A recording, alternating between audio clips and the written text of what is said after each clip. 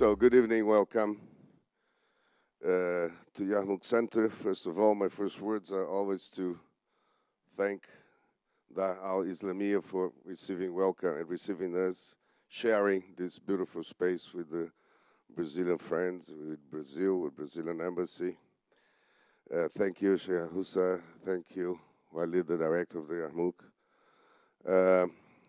Tonight's lecture is about one aspect of Brazil that is not very, very well known abroad, maybe only Oscar Niemeyer, but we have a long history in architecture and buildings, mostly imported from with the Portuguese, our colonizers.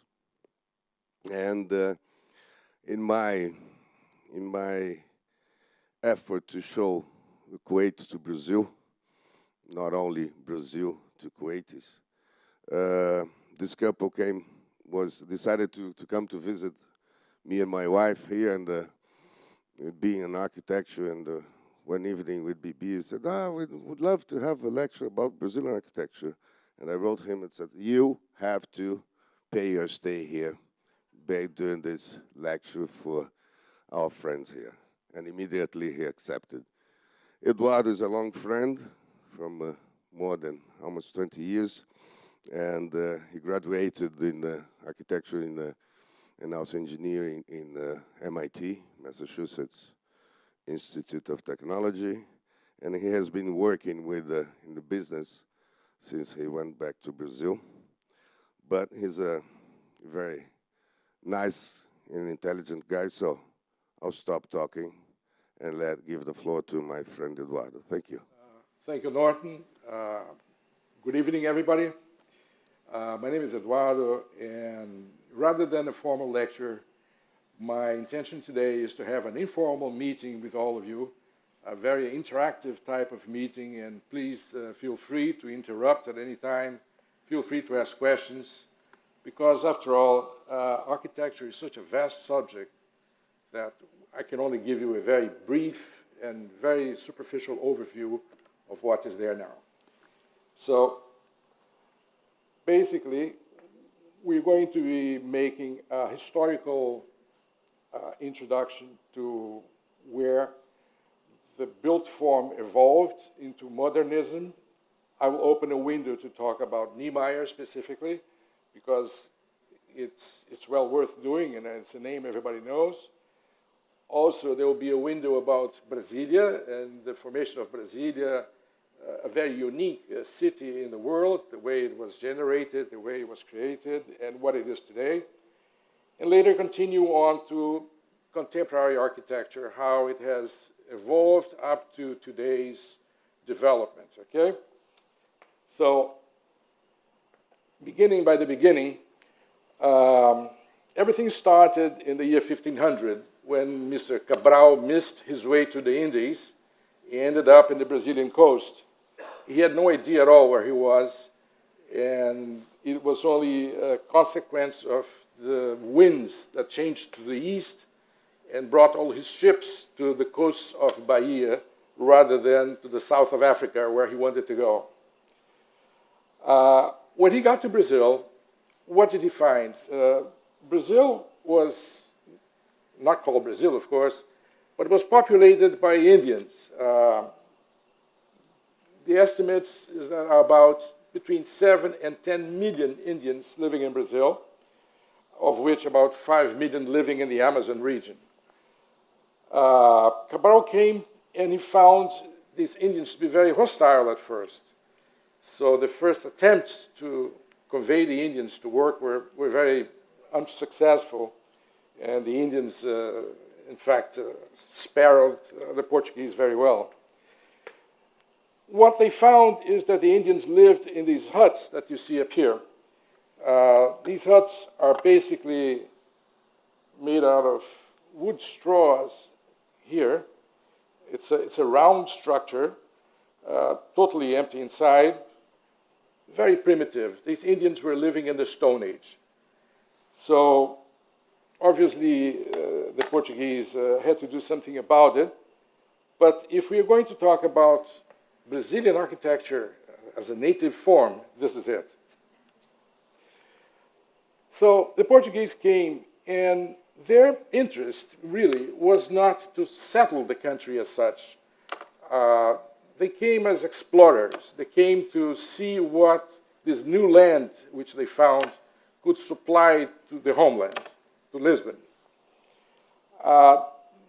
The persons who came, starting in around 1530s or so, and continuing throughout the next 2 or 3 centuries, they came alone. I mean, they were men of business, they were people of lower echelons of the society. They were basically devout of families. There were very few women and no children. I mean, it was only a question of coming, taking, and going back.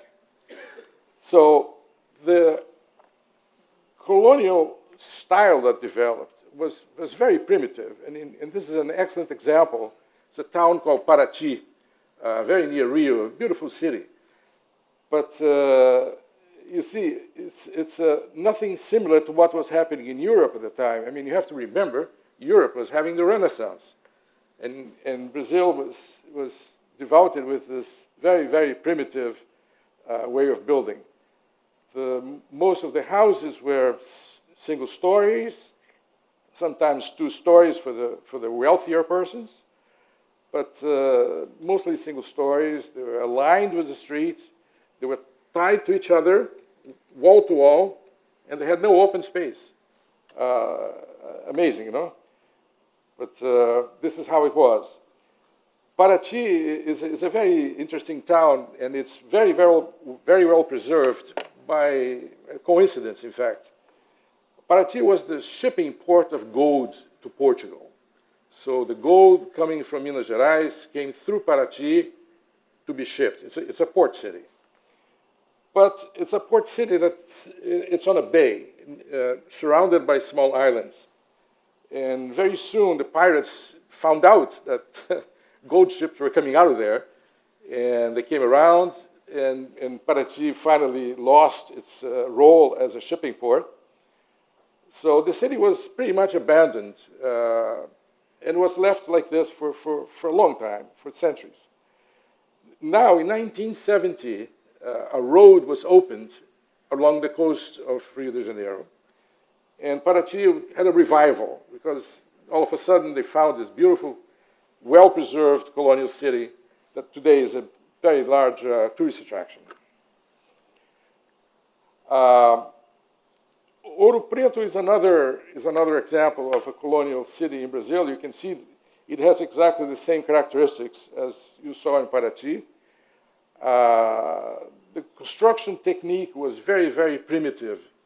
Mostly adobe with wood, sometimes stone, cemented with lime, but mostly they were built of adobe. A very, very, not long-lasting means of construction at all. Amazingly enough, it is very tight. I mean, you see, it's very, very compact.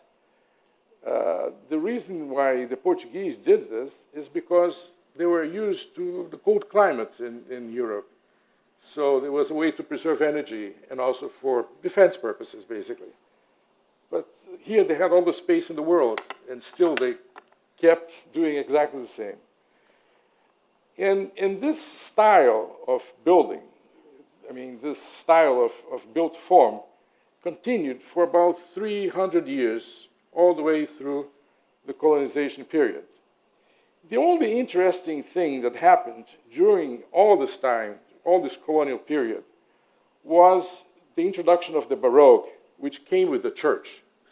The church had a very important role during colonization because the Portuguese, as I mentioned to you, they came only to take things. They didn't want to stay. They didn't have any involvement with the country. And the church was concerned with expansion. So they came and they provided the social services which the Portuguese didn't provide, So they had the hospitals, they had the schools, they provided support, basically, for the settlers themselves and also for the descendants, the natives and everybody else. The Baroque style became very, very well developed in Brazil. The church up on top is one of the first signs of Baroque in Brazil, all the way in the south of Brazil, in Rio Grande do Sul. And it has evolved throughout the whole country. This church here in the bottom is, I put this picture because it represents one of the very best pieces of Portuguese Baroque. It's the church of São Bento. All this yellow that you see on this picture, this is gold leaves, which is attached to wood carvings. The walls are made of carvings, wood carvings, which are then plated with gold leaf. So you can imagine something like this, how it looks like. For centuries, in fact, these churches were lit by candles. And candles deposit soot on the gold leaves. So it became dark, and people couldn't see it very well. Nowadays, this one particularly was completely restored. So they took years cleaning up the gold leaves, removing the soot. So as you walk in, forget that it's a church. It could be anything. It is just a spectacle. It's a fantastic thing that glows, It's a marvelous piece. One interesting characteristic is that the churches, the Baroque churches, were very highly decorated inside, but the facades were very plain. And they had to be plain because it was a sign of recollection, meaning that you cannot ostentate, you cannot demonstrate your wealth. You have to keep it for yourself. You have to be recollected, which is a requirement for the Christian soul. But it got to a point where I guess people got sort of sick of it, and they started decorating the facades. So this was one of the first ones, it's actually the first one, that in 1703, it had a decorated facade. Most of these facades were carved stone, sometimes limestone, sometimes soapstone. Most of the time, most of the sculptures were made in soapstone, which is a very, very soft type of stone which you can sculpt with a scalpel very easily, even with your fingernail. So you have these beautiful examples all over. This one is in Salvador, in the north of Brazil. Between 1730 and 1760, the thing changed a little bit. There was an evolution of the Baroque, so-called the Joanino style. It came from Europe, and basically the Joanino style had round floor plans, as you see in this church over here, Santa Maria do Pilar. This is one is in Ouro Preto, 1750. It became, the churches before were very straight, in a cross shape. And this one became a round floor plan. So as the altar was in the middle of the circle, just a different concept. Here you see the facade, very plain, you see, that I was telling you before. These two churches are beautiful examples of soapstone decorations inside, both near Ouro Preto. Mariana and Ouro Preto are very nearby. There was one artist in this period that is worth mentioning. It's called Aleijadinho. This man he was crippled because he had leprosy. So he lost both of his hands. And the chisels were tied to his forearms by ropes. And he made these sculptures, which were considered as the best example of Brazilian Baroque art of all times. The Aleijadinho, one Aleijadinho piece is worth millions. It's really, they're very, very beautiful pieces. And I don't know if you can see, but it expresses his pain. Expresses pain, most of them, which is more or less in agreement with the picture of the person that he is trying to portray. So here's an example of stone carving. This is soapstone carving. The church on top in Congonhas has 12 sculptures around the entrance, which are the 12 apostles in full size, done by Aleijadinho. Very, very important piece of art.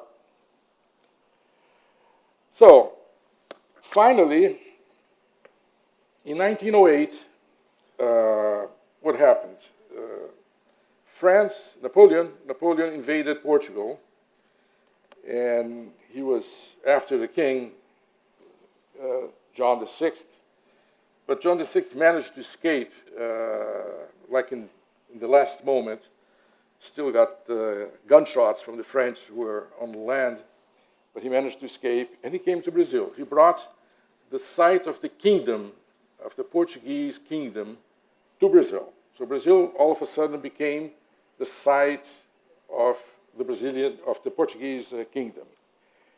And that is a major, major milestone in the history, not only of Brazil in general, but also in the Brazilian architecture. Because Dom João VI brought what's called the French mission. The French mission, which came about 20 years later, after Napoleon had already left, of course, was a group of artists and scholars from France, from the School of Fine Arts in Paris. And there were painters, there were sculptors, there were architects, there were artists of various types. And these guys came to Brazil because there were no schools in Brazil until this time, if you can believe. Harvard was founded in the year 1632, and in 18-something, there was still, people couldn't even write in Brazil.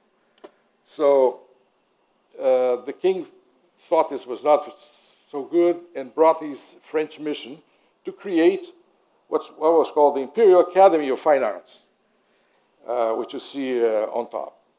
So this is a French design, 100%. This could be in Paris. And this was built, it's still there today in Rio de Janeiro. It became a very famous school because it was the first architecture school of the country.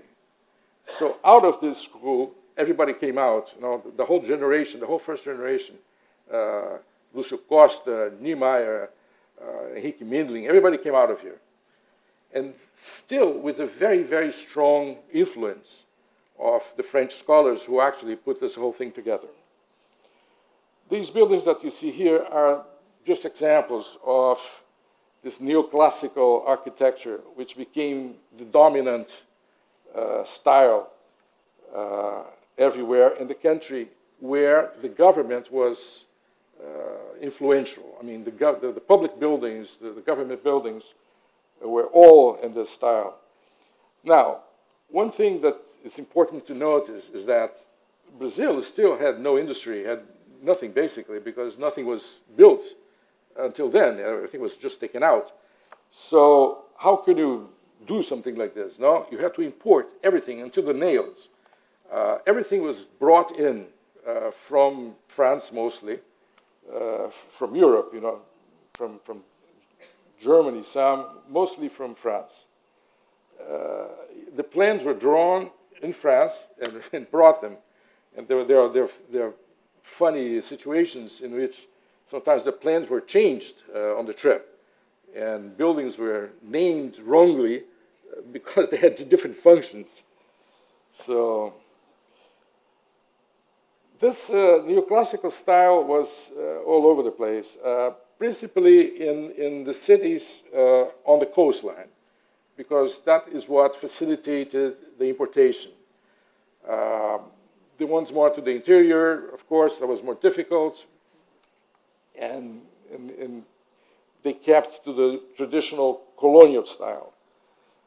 So here you have two different examples of this. You know, this is the Itamaraty Palace, which my friend Norton knows very well. This was the site of the Ministry of Foreign Relations in Brazil for many years, until it moved to Brasilia. It's still used, isn't it, Norton? Still used. It's a typical palace of the Neoclassical period, 1855. And this is a farm, far away from, not far away, but about 150 miles away from the coast in Vassouras, in the interior of the state of Rio de Janeiro.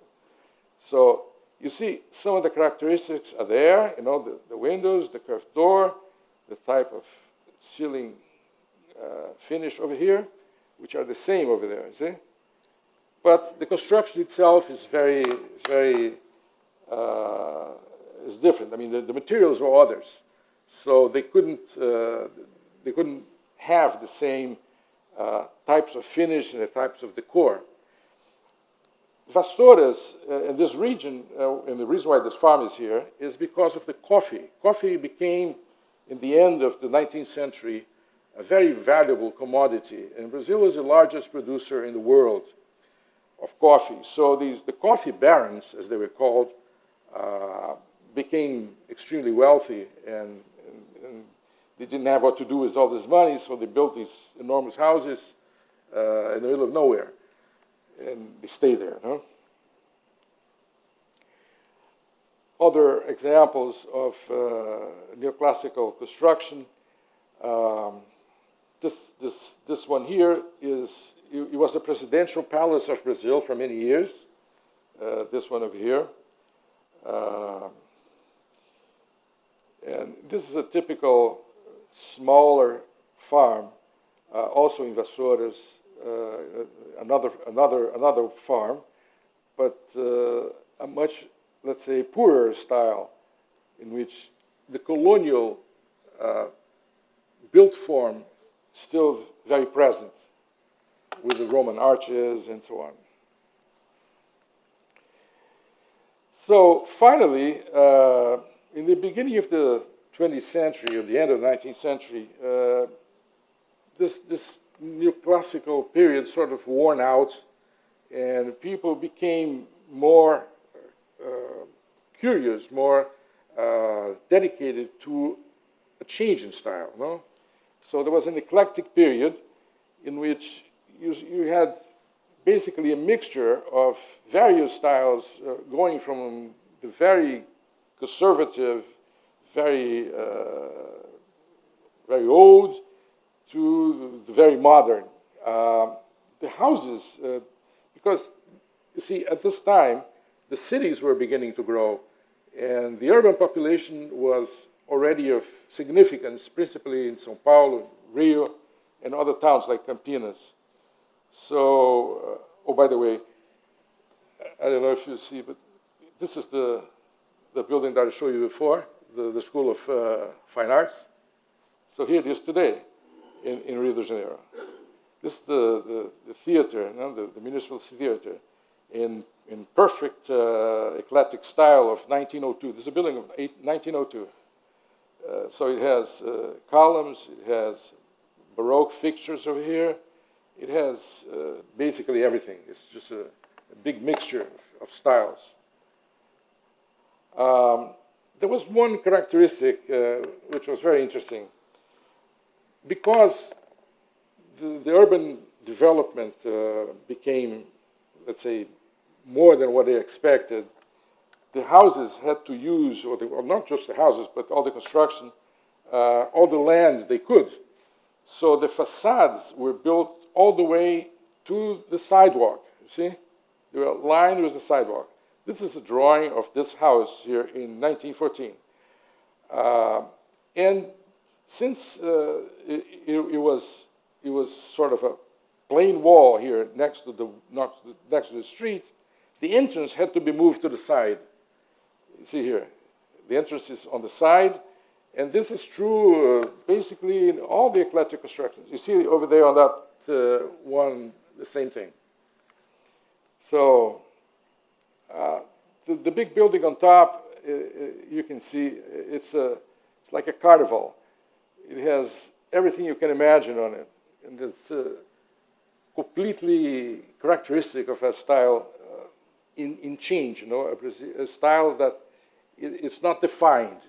It's trying to find a definition.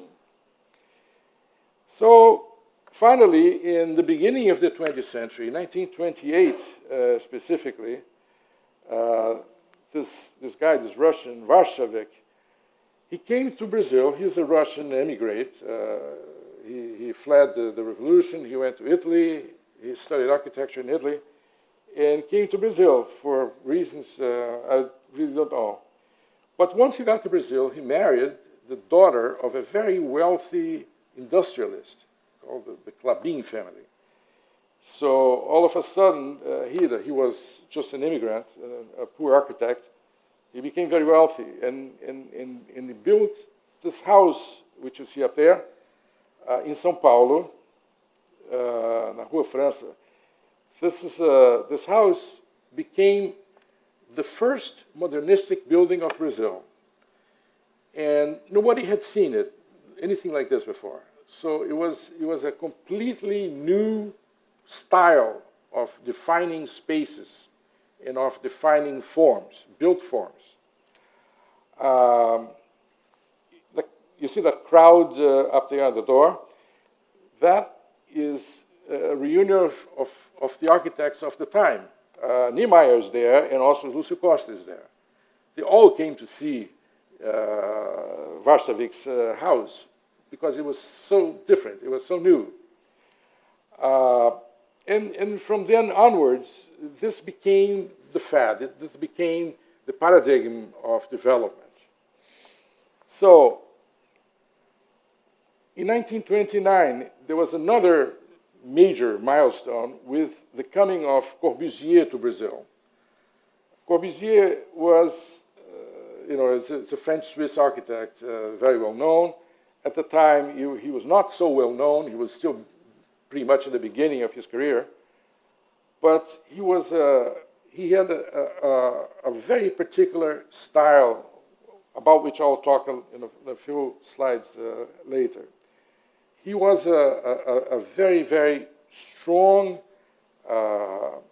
teacher and a very strong introductor of a special line of modernism. It became a school, and everybody in the country followed that school for many years. This building here was another major milestone in the development of modernism in Brazil. This is the Ministry of Culture. It was built in Rio in the 30s, in the 40s. I think it was 38. And this building is a Corbusier 100%. Lúcio Costa and Corbusier worked together. Lúcio Costa is a city planner, a very important name in Brazil. He was the head of the School of Fine Arts, and he had his own design office. So he hired Corbusier, if you can imagine, to work in his design office, so they worked together. And in this very same office, a very young architect, just left school, called Oscar Niemeyer, also worked. So this is how they all came together. They all worked together in the same office. Huh? This building was a milestone because it was a government project, if I may say so, to design something new, something which meant new times, new style. And in fact, it was. It has all the characteristics of the Corbusier style, as you can see. And it became one of the most important buildings in the Americas at the time. Everybody talked about it because it was so different. It was off the floor. It was not sitting on the floor. And it had a totally plain facade on one side and a totally open facade on the other. And the structure was all inside rather than the outside. So it had what's called a clean facade, which you could do anything with. In this case, it was all windows, but you're free. You're not constrained by structural columns or beams or anything. So also, at the same time that this was happening, Niemeyer was becoming known because he designed the Brazilian Pavilion in the New York's World Fair, which was also a big success, a big departure from the traditional architecture. Also, the Pampulha set of buildings, which is totally different. You'll see it later. I'll show you a picture of the Pampulha setup. Now, just for your understanding, this is very interesting because it's so-called the 5 main elements of the Corbusier style, and you'll see this multiplied all over. First, the floor plans. The floor plans were free. They're free of they were open floor plans. You could put the walls anywhere you wanted because the structure was inside. The columns were all inside. The free facade was a consequence of this because the structure was in. You could design the facade the way you wanted. Then all the buildings had these pilotis. Pilotis are these columns which spanned a few floors, in this case, 3 floors, and removed the building from the ground level. So you could walk under it without hindrances, without obstacles. This it's a very interesting characteristic. Still today, I mean, you'll see this all over the place. This is called the garden terrace, and Corbusier did this in just about all his buildings. He tried to develop these gardens on the top floor, meaning that he was sort of giving back to the earth the space that he had removed. So, and what's called the tape windows like this. The windows are all in a stripe, and Corbusier justified this as a way to provide a continuous view. So the user of the building could look at a continuous line of horizon, of landscape, or whatever was around him, without obstacles. So these were the 5 main points of Corbusier. Interesting, huh? Because he made school with this. The whole world at one point, or the whole Occidental world at one point, was doing Corbusier for years. So many Brazilian architects follow Corbusier until the 60s. In the 60s, in 1960s, and a little bit later, people sort of said, well, look, it's enough of this. No, let us change the record again. No? So movements started to come. Architects, Brazilian architects, already 2nd generation, 3rd generation architects, started to develop a language which was a counterpoint to what, or an evolution, if I may say so, that's perhaps better, than what Corbusier was doing. These are 2 very good examples of that. This is the Museum of Modern Art in Rio de Janeiro. I don't know if you've seen it. It's a beautiful building right downtown Rio. It still has many of the Corbusier elements. You see the tape windows, you see the free floors, etc. But there are no pilotis. It was already a different language. He was not so straight. He had angles, while the Corbusier is always very orthogonal. So things are beginning to move. This is the Museum of Art in São Paulo. It was done by an architect called Lila Bombardi. Lina she was born in Italy, but she developed her career in Brazil. Oh, by the way, this is Afonso Eduardo Raide, is the architect here. Lina did this museum in the most important street of São Paulo, called Avenida Paulista. And São Paulo is the biggest city in Brazil, so you can imagine the importance of having something like this. She built these two columns, or these 4 columns, I should say, with an enormous beam on top, and the whole building hangs from these beams. So it has no obstacles whatsoever. So this is the pilotis of Corbusier without the pilotis, no? It's the building which is off the floor. You know, there are lots of people underneath, as you can see, and it has a completely free space. The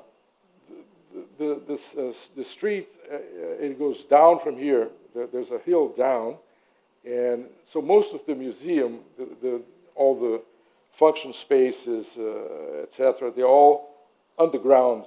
They're facing the street that's on the other side. So you can see it from the picture, but it's very, very interesting space.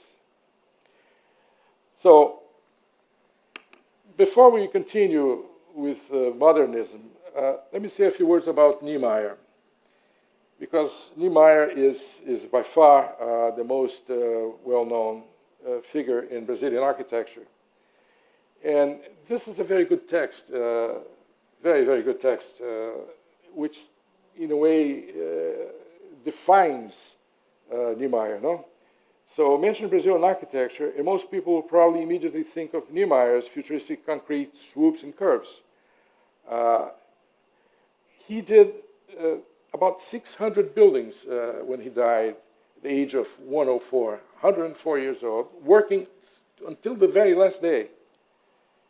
So he was a super person, I mean, a very, very important person, because he had the unique gift of combining the cool aesthetics of the machine age, of concrete and steel, with the sensuality of the flowing forms. And this is the reason for his success.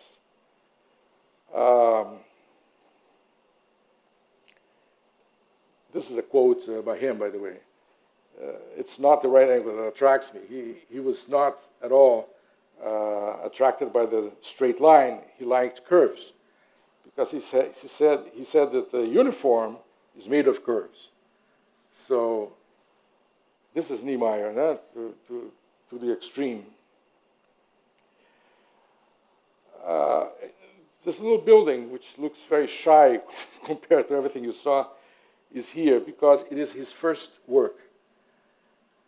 Still leaving school, he did this little building in Rio de Janeiro in 1937.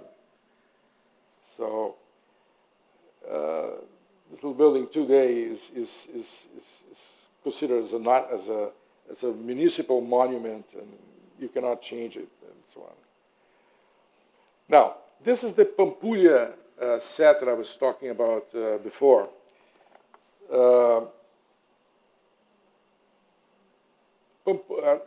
Pampulha is this lake over here, an artificial lake created by the new mayor of Belo Horizonte, a town in the interior of Brazil. This man was called Juscelino Kubitschek, the mayor of this town. And he liked Niemeyer work that he saw in New York. So he hired Niemeyer to build these 4 buildings over here. This is a Niemeyer sketch, by the way, to create an attraction for the people to come to this lake, which Kubitschek had built in the town of Belo Horizonte, basically to create an added feature to the city. Of the 4 buildings, 3 of them didn't really do much, but the little chapel over here became very, very famous. He was very fortunate in this design. Here's more or less, this is his sketch also, by the way, how it was thought out, how the space was divided. Completely different from everything you had seen until now in all these Baroque styles and all this stuff. He created another definition of how a chapel should be.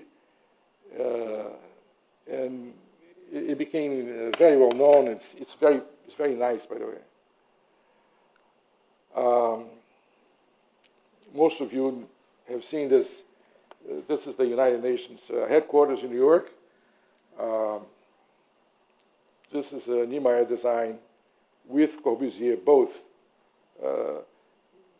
The story is here, and also they were competing. The design for the United Nations was an international competition, and they both entered their proposals, and the winning proposal was actually Niemeyer's. But the next day, Corbusier came to him and said, "Look, Oscar, why don't you change this? Why don't you correct that?" and so on. So he was humble enough to accept all this, and so he changed his own design to accommodate Corbusier's suggestions. And the next day they presented a joint proposal, which obviously is there. Now it was built, and it's a very beautiful work of art. For those who know, it's amazing. It's a beautiful space, the way it was conceived and the way the space was divided. So very interesting. And this is 1947. Another example, this is 1950, the Copom building in São Paulo. That's what it was a solution to a problem, which is the following. This is downtown São Paulo. I mean, the heart of the city. This round thing here is the Hilton Hotel. An investor had bought several lots of land, but they were not contiguous. They were in different positions. And he wanted to build something on these lots that was continuous. So he wanted to optimize the way in which he could use this space, which obviously a straight building could never do, because you can see the way the lots developed. So Niemeyer designed this snake, this curved building, which became very famous, the Copom building. It's still today. This is how can I say, this is a sort of a middle and lower income housing building. It's not something fancy at all. But it's very interesting the way the form was developed and the solution which he gave to use the spaces, the space that was available to him. In the 50s, he built the Ibirapuera, also in São Paulo. Ibirapuera is a park, a large park, an urban park, very large. And on this park, there are several buildings that have different functions. This one, and he built them all, by the way. This one is the Bienal building, where they have this biennial art exhibit, which is it's in the calendar of everybody in the world. The Bienal it's a major event in the art world, and the way this building is used, with all these round passerelles, it's very interesting. Another Niemeyer project for you. This is his house, the house he designed for himself, near Rio. It's in Rio, in fact, in the hills. Rio has many hills surrounding the coastline. So he designed this in the Canoas. It's a very nice area. And the thing about this house is that it is all windows. It's all glass. It has no walls. Because, there are few walls, but It's mostly glass, because he wanted to create a penetration. He wanted the nature to pass through. So the trees and everything else, and the whole landscape was very transparent. And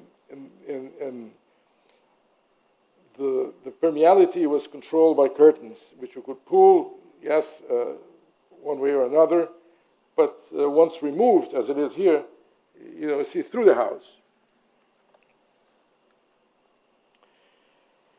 And in '57, he started designing the buildings in Brasilia. This is the presidential residence, the Alvorada Palace.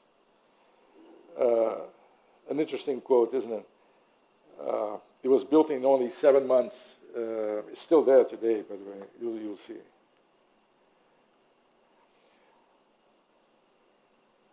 In '58, he built the Congress building, which is there.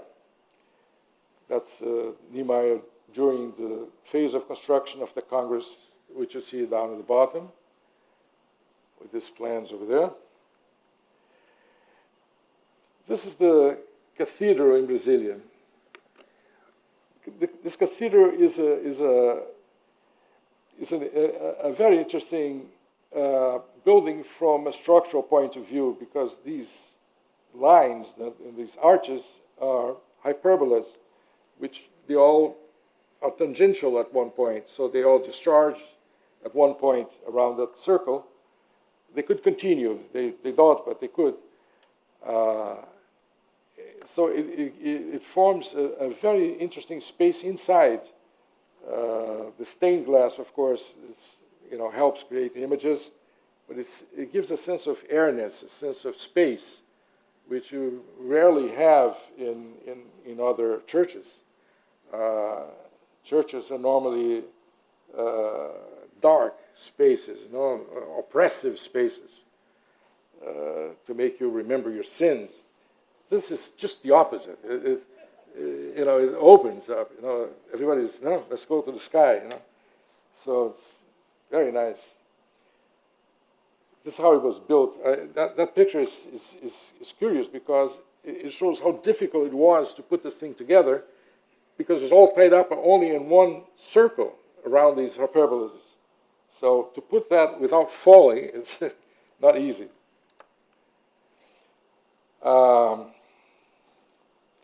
Niemeyer, well, in 1964, Brazil had a political revolution. The military took over, and Niemeyer was declared communist, by principle, whatever.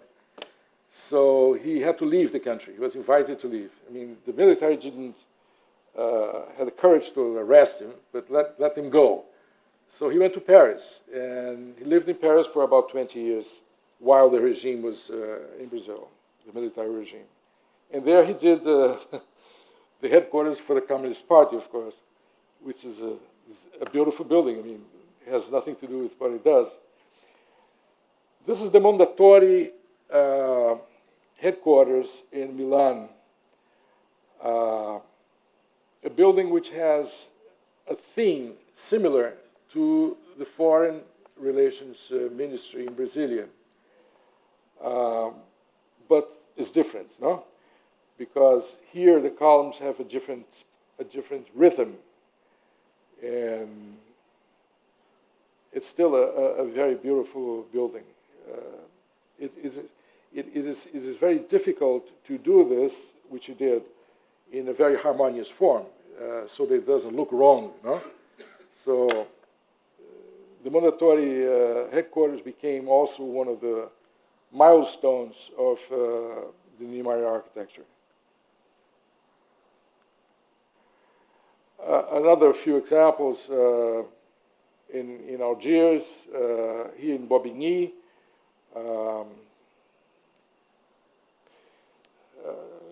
the cultural center al-Athar. And he came back to Brazil in '84 when the government opened up.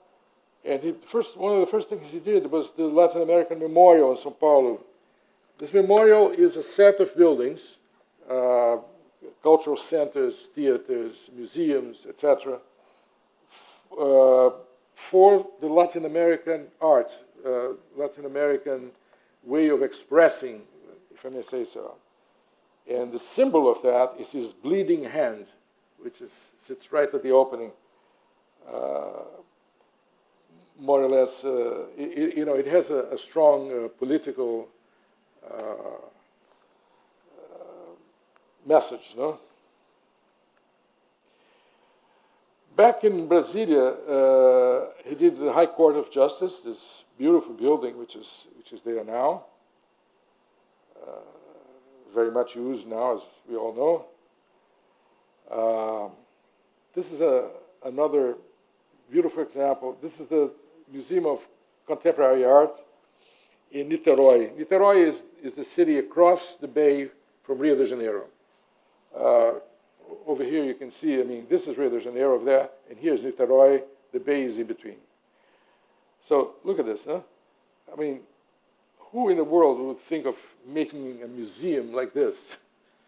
So this is Niemeyer's head. That's his original sketch, by the way. That's the first sketch he made for this museum is there. This is the museum in Curitiba called the Eye. So you enter through there, and I don't know what you're doing there, but it's also an interesting form, typical of him.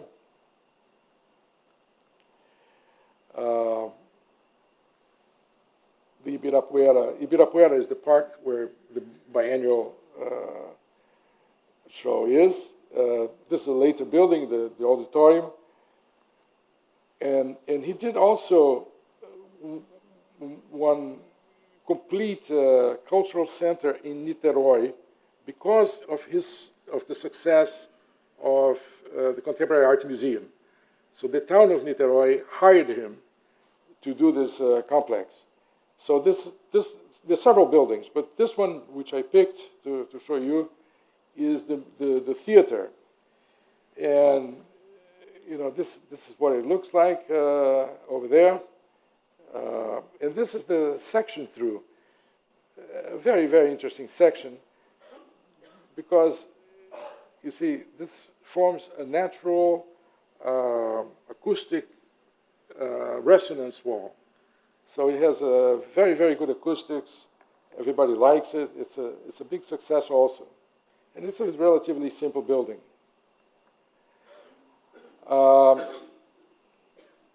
This was one of his major works of late, no, this 2010. This is in Minas Gerais. The state of Minas Gerais decided to build a new government center outside of the traditional capital, which is called Belo Horizonte. So they built an administrative center from zero, and Niemeyer did most of the buildings. So this is what the buildings look like. They're spectacular buildings. This one is especially interesting because it hangs, you see? It has, he also got rid of the pilotis, just like Lina Bobardi before, no? But he is hanging from these cables. This four-story building here, full of people. And there's nothing below. It's just hanging here. So I don't know what it does when the wind blows, but this is one of his very last works, maybe even the last major work he did. It's called the Niemeyer Center in Avilés, in northern Spain. You can see the very typical forms of him. He likes his casks. He uses them very often. All these curved pathways, very common also. So this is Niemeyer for you. And that over there is the most important thing he said, you see? What matters is life and not architecture. So you have to think of who you are, not what you do. Now, let me just open another window here and let me tell you a few things about Brasilia. This is Brasilia seen from the International Space Station.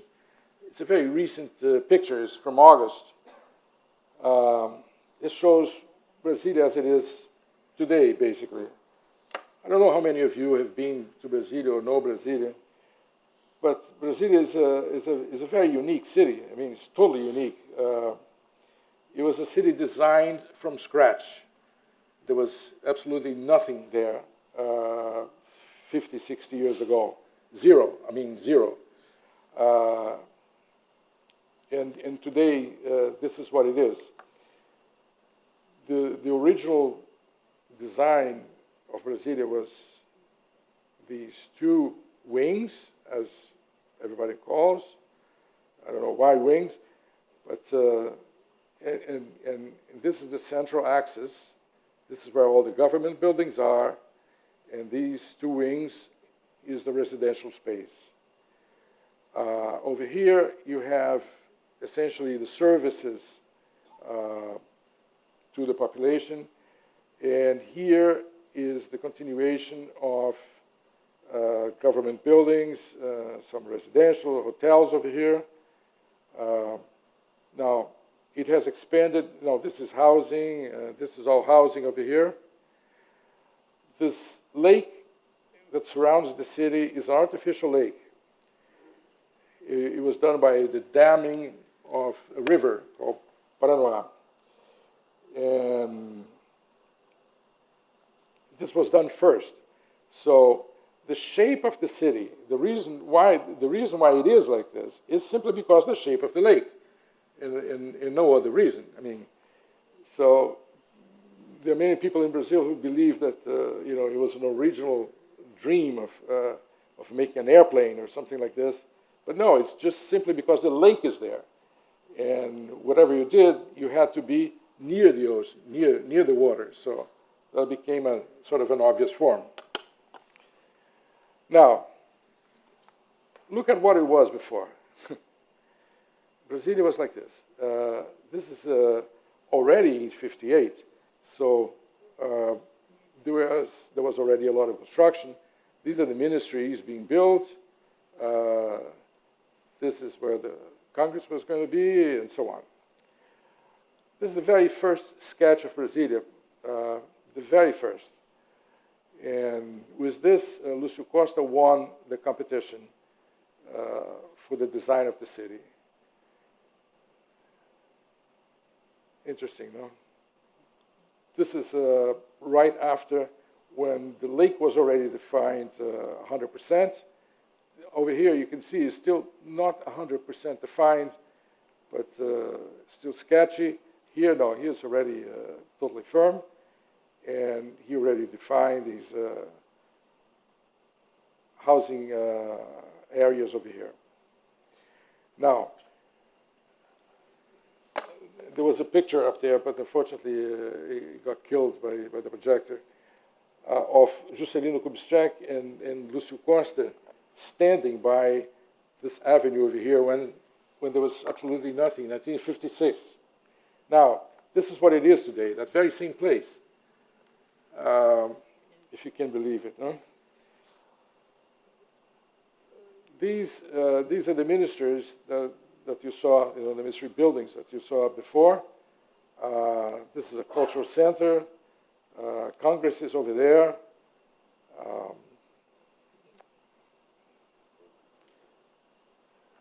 The cathedral, which you saw before, is here.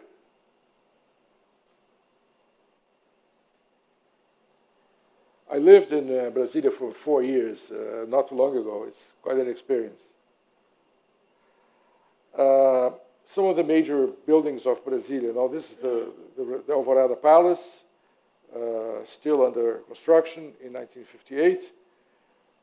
This is already finished, the west facade and the east facade. The columns of the Alvorada Palace became the symbol of Brasilia, perhaps because it was the first real major building that was finished. And so it was, it was sort of adopted as a symbol, no? And still is today. This is the Palace of Justice. also a Niemeyer design. A beautiful building, in my opinion, a really fantastic place. This is the Congress, the National Congress, the Supreme Court. This is the Palácio do Planalto. The Palácio do Planalto is where the executive offices are. This is where the president works. And all the meetings are here. You know, his aides are all here. It's a 4-story structure, quite large, very impressive. It's at the end of that major axis that you saw. I put here a picture of the ramp. The ramp is this ramp over here. Why is this ramp there? Because this is the ramp of power. This is the ramp that the president climbs when he's taking power. So it's sort of a very strong symbol of Brasilia. And this is the Palace of Foreign Relations, the Ministry of Foreign Relations, the Itamaraty. Similar to the Mondadori building you saw before. But here the columns have a rhythm. They are exactly the same. And the building itself is inside. There's an open space on top. There's a beautiful garden here. Very nice. It's also a beautiful place. This is the Pantheon of Brasilia, the Pantheon of the nation. This represents the eternal flame, you know, burning for the heroes and so on. That's the cathedral, which you saw before. Here you have the sculptures of the 12 apostles, which make sort of the way into the cathedral. And some other buildings, more modern buildings in the city. The Herculino Cultural Center, this is a mirror image. This is what it is. I mean, this whole thing is this cultural center, which is a major building, very recently finished. This is a Kubitschek Memorial. This is General Prosecutor's Office. I don't know if you can see here, but there's a structure here on top. And this building, this one over here, is hanging from this structure as well. So it's also totally free underneath. It's a round building, it's totally circular. And the columns up there, they come through the middle of the building, rather than the other ones, which are on the outside, sort of an outer skeleton. This one, no, it's central. And it radiates, you know, these beams. So the building is hanging from these beams. There are two round structures. This one sits on the floor, and that one over there flies. This is just an office building where all the development offices are. This should give you an example of a typical office building designed at that time. You see, look at this flat facade over here, and the windows on the one side. Very similar to the building you saw from 1954, no? Now, an interesting characteristic of Brasilia, and a new concept which was introduced at that time, is what's called the superquadras. No? And the superquadras are these squares over here. Each one, it's like a self-contained living cell. It has about 10 buildings, 9, 10 buildings, sometimes 11. They all have maximum 6 floors. They all straight, I mean, no curved buildings. And it's all residential. So each one of these superquadras has what it takes to live there. It has a small market, has sometimes services along this main corridor over here. You have small shops, you have all the services you need, you know, barber shops, supermarkets, etc., etc. Schools. So there are 120 superquadras in Brasilia. And this is a very key element in the city. I lived in one of these superquadras for a number of years. It's a very pleasant way to do, because it's very green. You are detached from the floor because all the buildings have pilotis, so they're all away from the ground, and you can walk under them. So you have a sort of a continuous green, a continuous garden, and it's very pleasant. It's very good. Oh, you can see over there. There's a picture there. See? You can go right under, and the garden continues right under. So Brasilia, in spite of being built in the middle of nowhere at the time, it became a unique experiment. I would say that it's very successful in one way, or many ways, maybe less successful in others, but all in all, it's a very interesting example of a very daring move by the part of Juscelino Kubitschek, who decided to build a city in the middle of nowhere from zero, from scratch. And here it is, no? So I don't know what was in the head of Lúcio Costa when he did this, but some architects in Brazil saying he was playing God, by deciding of how people are going to do what's going to be in what place. But still, it's a big success. This is a bridge, a very modern bridge, a very nice bridge that connects the two margins of the lake on the south, called the JK Bridge for Kubitschek. And this is a very interesting picture because it shows you what happened to Brasilia. Look at this. This is what the Plano Piloto, the original city was. See over here? The population of this Plano Piloto today is about 215,000 people living there in these superquadras and in some residential areas around here. Now, there was no provision for the workers who built Brasilia to live, so they had nowhere to go. So the workers and their families and their in-laws who immigrated start building these satellite cities over here. See? All over. Today, the population of what's called the larger Brasilia, this whole area, which encompasses about 30 kilometers this way and about 45 kilometers this way, is about 3 million people. There are 3 million people living here, in very high quality over here, in very low quality over here, very dense. These towns, these satellite towns, as they're called, are all very, very high density to optimize space.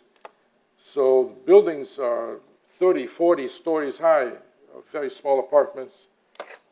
But this is the way to accommodate an enormous number of immigrants that came to Brasilia from the north and the northeast of Brazil, looking for opportunity, looking for jobs. The reason why Kubitschek built Brasilia where he did, in the middle of the interior of the country, was to bring development to the interior, was to foster and to force, in a way, to have communications away from the coast. All of Brazil was on the coastline. So, you say, well, we are not like crabs, that only stay on the beach. We have to go inside. So that was the reason. And in a way, he succeeded. Brasilia has, how can I say? Brasilia has managed to attract many, many different types of people with different skills. So today, around the city, it's all farmland, which before it was nothing. You saw the picture, it was zero. So today it's all planted. And this goes back miles and miles and miles away. This region became a very rich region, very huge producer of soybeans, the largest in the world. There's cattle, there's everything. It became a very rich region, essentially from the attraction that Brasilia provoked. So I think, in a word, in the end, it proved to be a very successful experiment. I don't know what will happen with all these satellite cities, but I guess they'll just continue to grow, and there'll be more others over here. I don't know. But the Plano Piloto, Brasilia in itself, with the superquadras, has kept to the original plan. So that population is fixed. It doesn't grow. Now, moving away from Brasilia,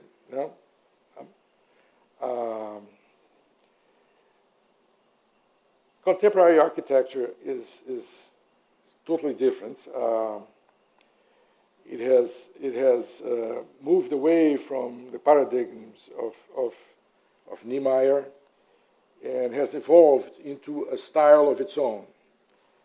I mentioned here, this is a text, by the way, by a very famous writer, but I mentioned here Eduardo Pires and a site that he built, 30,000 square meters, called Inhotim, near Belo Horizonte. A super interesting place where he commissioned young architects. You'll see that. And there are many, many other good examples. This is Paulo Mendes da Rocha. Paulo Mendes da Rocha is today the most famous architect of Brazil. He's the most awarded contemporary name, and he's certainly the most distinguished architect living. His work is known worldwide, although different than Niemeyer. You see, Paulo Mendes da Rocha is not spectacular. Niemeyer's architecture is spectacular. His is not. It is toned down, but of very, very high quality.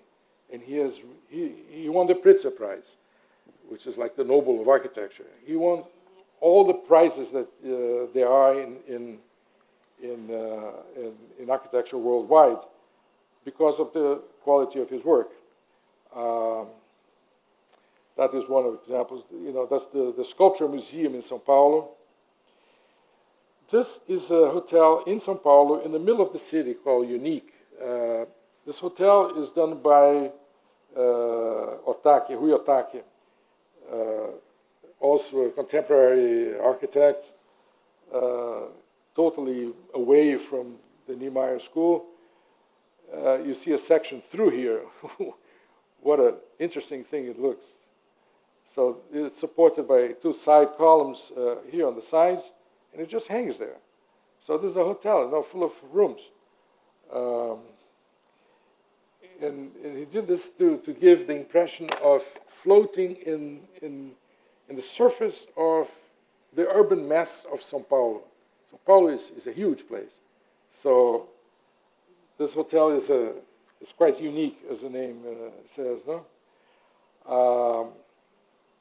The same architect, Rui Otake, he did the Brazilian embassy in Tokyo, which is also a very nice building, very well respected. Also this educational center in Jacareí. That's another example of a private house in Nova Lima, near Minas Gerais. Very modern design also. These buildings are by Paulo Mendes da Rocha, the Art Center in Vitória, the Patriarch Square, Marquise. This is downtown São Paulo, a very messy place, very dirty place. He built this shelter in this square, which was a very busy square, to give people shelter, during mostly rainy days and so on. So the shape of that became very nice.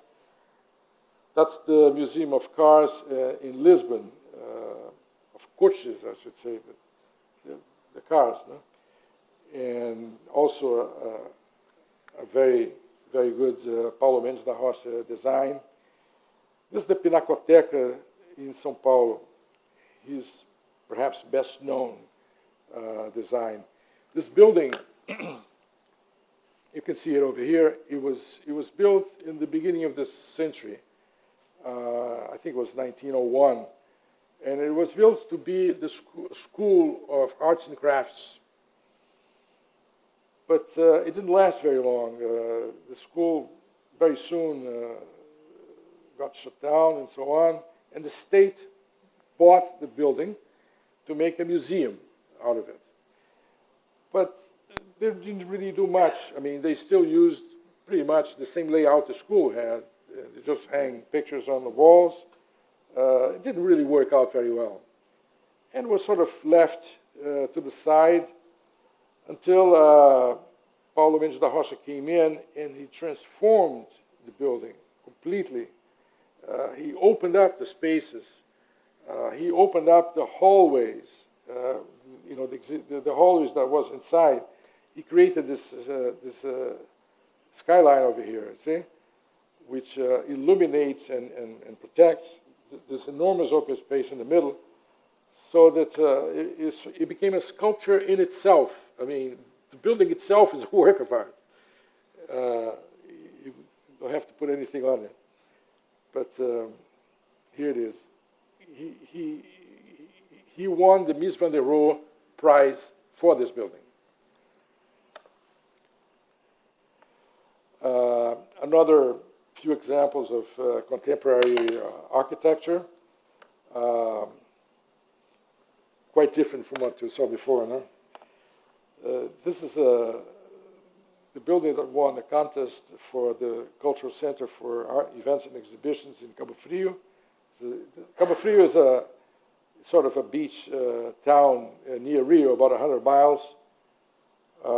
This is the annex to the BNDES building in Rio also. This is an interesting factory. SICPA is a manufacturer of inks and dyes, very special to print money, to print values. No? So it's a Swiss company. And they built this factory near Rio in Santa Cruz because the printing office for the Brazilian currency is next door. So they supply the inks that print the Brazilian money. But the building itself is beautiful. It's also an open space inside. It has all the industrial equipment, of course, all laid out in the way it has to be. But the communal spaces, the office space, is all open. It's a very interesting building. And this is the pictures of Inhotim, near Belo Horizonte. Inhotim is a center for the arts. And it's a 300,000 square meter area that was bought by this millionaire. Some say that he did it to avoid taxation, but he decided to make this donation. And he bought this area and commissioned many different young architects around the country to build spaces for exhibitions. You know? So this one over here, for example, this is a very well-known landscape architect in Brazil called Burle Marx. This is the Burle Marx space done by Burle Marx. He's one of the best-known landscape architects around.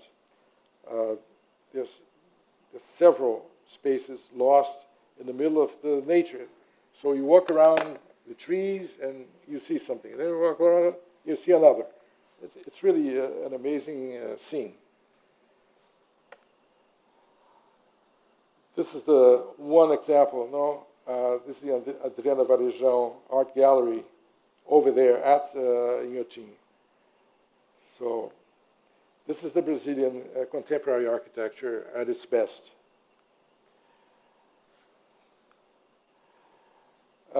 Today, you have about 140